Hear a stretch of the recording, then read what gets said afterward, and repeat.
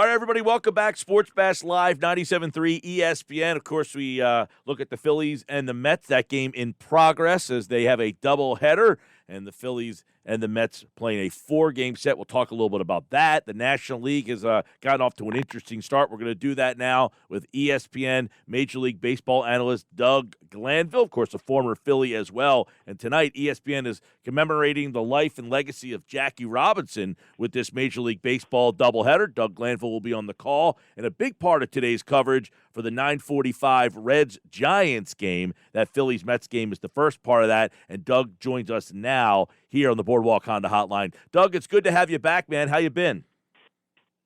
All right. Always doing well, revisiting Jersey, my Jersey roots, and but I can't complain, man. I'm thankful. Yeah, I know today is a very special day in Major League Baseball, and Jackie Robinson on the MLB doubleheader. You guys are going to be talking a lot about this, but I'd love to kind of hear the impact that Jackie not only had on you, but just the game of baseball. I think sometimes that gets lost in the sauce of how impactful today's game looks, thanks to Jackie Robinson and what he did. Yeah, well, no question. Personally, he's someone really close to me. I got to read stories and books on him at a young age, and because I loved the game as soon as I could walk, it was an important story. My parents, my mom was an educator, retired now, and my dad was from Trinidad and Tobago. So, just to get his story and see how it applied to my family and just having the vision for what was possible and the doors that he was trying to open, that was a fantastic, sort of jumping off point for me and my connection to the game. So, family, I kind of think of that. And then you also look at his just excitement as a player. I didn't have the luxury of watching him live or other than video, but when it all was said and done, his numbers, MVP, Rookie of the Year, world champion, and having a over 60 wins above replacement WAR, which made him one of the most dominant players of his time, and one of the great 9-year stretches in baseball history. He was a great player, and he did it when he was 28 when he came up. So he was kind of already in his prime and going on the downhill side of that. So outside, just the fact that he was able to do all this and confront so many challenges that our country were facing, some of it in hate and some of it in hope. And it was a challenging time, and he still rose above and just did great things on and off the field. Yeah, Doug, I'd love to hear from you. Growing up in Jersey, North Jersey, so it's a very populated area up there. What kind of drove you to get into playing baseball at a young age? When was that kind of like, hey, I'm going to play baseball? I have to thank my brother for that. I have an older brother who's about 8 years older, and he mapped up my baseball life as soon as I could walk. I mean, he had it written down. I played games like Stratomatic baseball, I wiffle ball, and we were always outside. And he couldn't wait till I was old enough to hold the bat. So he loved it, and my dad, being from Trinidad, loved cricket, so it kind of translated fairly well. And we were outside playing all the time, wiffle ball, stickball, neighborhood. I lived in a cul-de-sac too, so there's no cars, no traffic, so I could do it all day. So that's kind of where it sort of kicked off for me. And so when I really connected with the sport early on, I did the usual routes, right, Little League all the way up, and just loved the game. And even if I wasn't playing, I was in the off season playing Strat and Stratomatic and simulated games and video games, any way I could kind of digest it. And the other part of it, my mom is a math teacher, so I loved the numbers. The numbers became a big part of what I enjoyed about it. So the stats and how to make a lineup, it was just every aspect of the game I loved. And now my great appreciation for it is just the storytelling. Telling the story, as you mentioned, Jackie Robinson, and bringing him to life in 2021, and just seeing how much this is a game that kind of gives you that passion through the slow work of how it delivers its stories to you. So I'm very fortunate. I'm still working in the game at 50 years old, despite having a whole career and being retired for almost 15 years.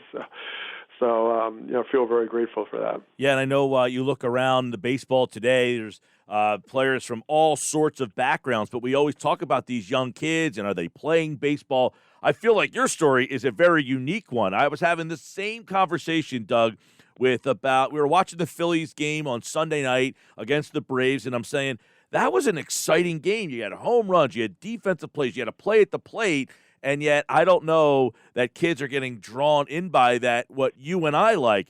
I said, well, what makes that game really cool is that I'm watching the game in the 6th inning, and I'm thinking about what's going on in the 8th inning. And they looked at me like, huh? And I was like, that's why I love baseball. It's hard to kind of describe that to someone who's just sitting there watching the game and doesn't get that. Yeah, and it takes a certain kind of patience, and we're not a very patient society these days, and things are more about kind of speed.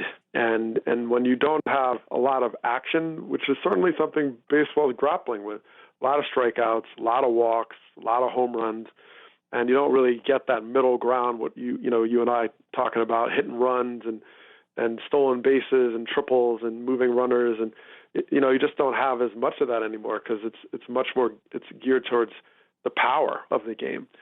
And it's been oversold to a certain degree. Yeah, it's like, oh, I want to see home runs, but now it's just like, oh, whatever, it's not a big deal anymore.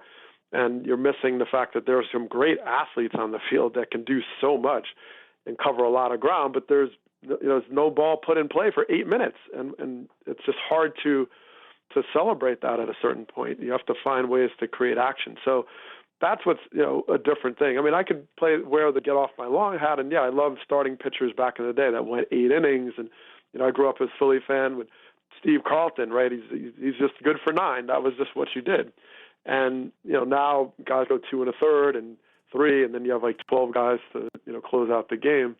It's different, and there's so much talent on the field, so much more talent on the field, that you're trying to balance that out with the strategic, slow aspect of the game. And I know baseball is trying to figure it out. Doug Glanville's our guest, ESPN. You once wrote a book called The Game from Where I Stand, and I'd like to, that was about 10, 11 years ago. Is the game standing in a different position from when you wrote that book?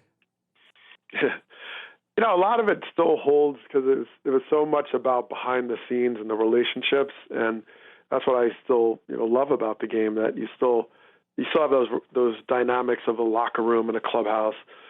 I think what's different outside of just how the data is so real time now, and it just plays right away in the algorithm of running a bullpen, and there's a whole another chapter certainly to add about that. And I think the other component of it is how much sport has engaged a lot on social issues. I mean, certainly there was a time we mentioned with Jackie Robinson, but then there was kind of a quiet 90s and maybe 70s Michael Jordan era kind of period. And now you're seeing a lot more engagement on athletes that are talking about history and, sort of expressing, certain ways that they want the game or sport to lead to bring us together. And so that's different. I came up in the Cubs system, and I was a young guy with a bunch of old heads like Randy Myers, and I didn't say a lot. I didn't feel like I could say much about anything. I kind of followed. Sean Dunston was kind of a mentor, but it was more of a time of watching and listening and not speaking much. And I think that's different now, where players are coming up feeling like, hey, I'm here, and I don't care if I'm 20 or 30. I have something to say and to do. And they're trying to get more informed. And part of that information is what happened before. And Jackie Robinson certainly is a huge part of that. Glad you brought that up. Doug Glanville's with us, commemorating the life and legacy of Jackie Robinson during tonight's Major League Baseball doubleheader. I implore many of you to just watch the coverage. Doug will be a big part of that all day long. Phillies, Mets, 7 o'clock. Reds and Giants is where you will hear Doug at 9:45. That is the late game tonight. Speaking of the teams involved, let's take a look at them. Your former team, the Phillies, first place in the East. And one of the big reasons, Doug, is it's a better bullpen. And I wonder, last year that bullpen was so bad, and yet they were historically bad, and they had a shot to make the playoffs. Is simply having a average bullpen good enough for the Phillies to be a playoff contender? Yeah, I mean, you had nowhere to go but up from last year. I mean, that was just really epic, horrendous, and they struggled. They knew it, and they're trying to rectify. And some of it's just the small sample size and the challenge that you faced there. But now, yeah, I mean, I think with an average bullpen or a little above, they're going to be a different team. And Joe Girardi's had a lot of success in his career, so I don't hold anything past him. The talent is absolutely there. So I say that they keep pitching, and especially in a year where a lot more weight is going to be placed on the bullpen because you're not sure how deep pitchers are going to go in games, given that you got a short season and now you're thrust back into 162 games. There's a lot of uncertainty about what starters are going to do, and bullpens are going to be play even a greater role, I think, in how they have success in 2021. You'll call the Reds tonight, and this is a team that I think if you're a casual baseball fan, you might not roll them off your tongue and say, this is an offensive juggernaut here. 7-3. They've got off to a fast start, but 69 runs, which is the best in the majors. So this is a fun team you're going to see tonight. Absolutely. And look, last season they grossly underachieved, and they still made the playoffs because they had the great pitching with Bauer and all that. But in 2021, their offense really is just getting back to what they're capable. They were always a really good offensive team. I mean, Votto's getting older, but they have a lot of firepower, and right now they're getting contributions from pretty much everyone. So, yeah, definitely watch out for the Reds. They can score, and they have some talent in their pick side. Sonny Gray's coming back, and Castillo struggled, but will be good. So I'd watch out for these cats. They're tough. No doubt. They're fun to watch. They put up a lot of runs. They'll be the night game tonight. I want to ask you, Doug, because you played, and it kind of ties into what's going on in Philadelphia here. They brought in Dave Dombrowski. They had a change in the organization. You played in Chicago. You played in Philadelphia. You played in Texas. You went back to the Cubs. You went back to the Phillies. How when people talk about the top down and success, how evident is that to a player that you can tell that a team has a change simply based on a change in a GM or a change at the managerial position? It certainly matters because you're thinking about the culture of the team. And there are times where you make changes physically, you change, players, you trade for people, and then there's times where you're just looking for a cultural shift. So that can matter, and it can make a big difference. And I know going into spring training every year, it's always a good feeling when there's a commitment from the top saying, hey, we're trying to win. We're going to make moves. We're going to trade. I remember one year we weren't sure even as a team. We were kind of in it with Larry Boa, and we were like, what moves are we going to make? And then they did make some big moves to say, all right, we're going to try to win this. And I think one of the years we brought in Turk Wendell and Dennis Cook, just trying to say, okay, we're going to bolster this bullpen. So that is a huge indicator to you of whether they're sort of saying, okay, we're kind of rebuilding and see what happens, or we're going to do everything we can in our power to bring in talent as we need it, or increase our depth to make sure that we compete from beginning to end. Those were some names right there. Turk Wendell was an interesting cat, wasn't he?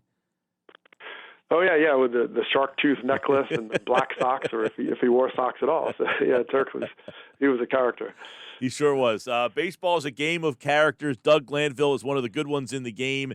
A local guy, University of Penn, played with the Phillies, had a couple stints with the Phillies. So it's good to catch up with you, and we'll be a part of the broadcast tonight for ESPN's commemorating the life and legacy of Jackie Robinson. They have the doubleheader with the Phillies and the Mets, and then, of course, that game tonight, the Reds and the Giants that he touched on. He will be a part of that coverage and an integral part of all the day's coverage, as it should be a real fun, special day. Doug Glanville, it's been great kind of catching up to you, talking a little baseball, having someone that understands the game and says, hey, I'm watching 2 innings ahead. I like to have someone like that every once in a while. You don't see those guys too often, but Doug, we always appreciate your time, man. All right, man. I appreciate you having me. Absolutely. Doug Glanville, everybody, here on the Sports Bash Live on 97.3 ESPN. Phillies and the Mets, of course, that game, the double dip, and Doug will be a part of that coverage. He played with the Phillies, of course, from 98 to 2002, and then came back in 2004, had a little run with the Fightins. Always a good baseball guy, Doug Glanville, here on the Sports Bash. All right, we'll close the stuff out tonight with the sound of the day. I had good guests, Frank Close, Kevin Kincaid, Andrew DeCecco. Jake Fisher was outstanding, by the way, on that book. That was really fun. So we'll have that coming up.